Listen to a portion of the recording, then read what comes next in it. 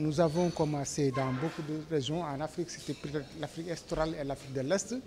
En Asie du Sud-Est, dans les Caraïbes et le Pacifique. Et maintenant, nous avons pensé qu'il était temps qu'on fasse quelque chose pour l'Afrique de l'Ouest et de l'Afrique centrale. C'est l'objet de notre réunion ici, mais nous ne sommes pas venus avec des réponses toutes faites.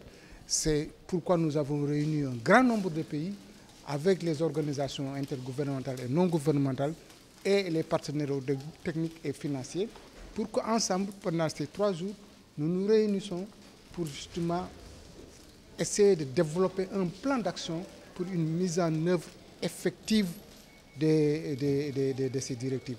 Globalement, on se cherche encore toujours. Parce qu'une chose est de négocier sur le plan international un accord, je ne dirais pas un accord, mais un instrument qui engage la responsabilité de tous les États membres de la FAO. Une autre chose est maintenant après de mobiliser des ressources et de formuler une stratégie pour la mettre en œuvre. Je pense que c'est pour ça que nous sommes ici au cours de ces 3 jours. Au Sénégal, vous savez, 70% de la population, 80% de la population se nourrit de sardinelles. Et puis aussi, il y a les femmes qui travaillent cette espèce-là, les femmes transformatrices. Donc, cette activité occupe plus de 15 000 femmes. Il y a aussi l'aspect économique. Il y a aussi l'aspect emploi.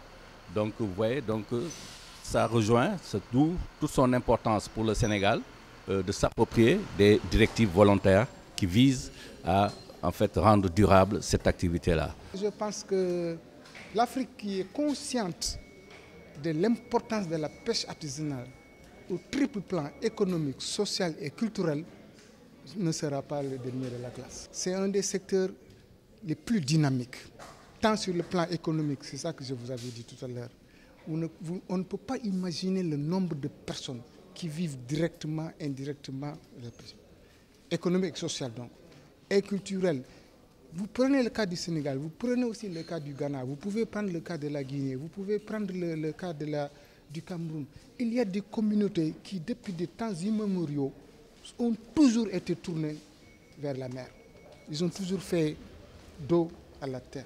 Donc c'est un trait culturel chez eux. Allez à Guet-Ndar, allez à Kayar, allez dans les îles du Saloum, chez les Nyominka. La pêche, en plus d'être une activité économique et sociale, est aussi un trait culturel. Qu'il pleuve ou qu'il neige, qu'il y ait du poisson ou qu'il n'y en ait pas, chaque jour ils vont flotter pour aller chercher leur pitance. Il y a une progression un peu timide. Il y a des pays qui avancent timidement, il y en a d'autres qui n'avancent même pas. Et donc aujourd'hui, cet atelier, l'objectif de cet atelier, c'est de vraiment partager ces directives volontaires, que tous les pays de l'Afrique de l'Ouest et de l'Afrique centrale qui sont ici s'approprient de ces directives, ont le même niveau de compréhension de cette directive pour pouvoir l'adapter par rapport aussi à leur spécificité. Parce qu'on a tous un segment de pêche artisanale à développer, mais on a des particularités et des spécificités quand même parfois différentes. Et maintenant, ces spécificités, maintenant on se regroupe et puis on réfléchit ensemble pour que ces législations ne dérangent personne et que ça puisse être appliqué à tous les pays par rapport conformément à leurs spécificités. C'est aussi pour réduire la pauvreté et puis aussi augmenter la contribution de la pêche artisanale à la sécurité alimentaire qui est nécessaire pour nos pays. Parce que le poisson fournit 70% de nos besoins en protéines. Les 30% sont fournis par l'agriculture, la viande, l'élevage, tout ça là. Mais donc 70% de nos besoins en protéines sont fournis par le poisson. Donc c'est important de gérer cette ressource-là.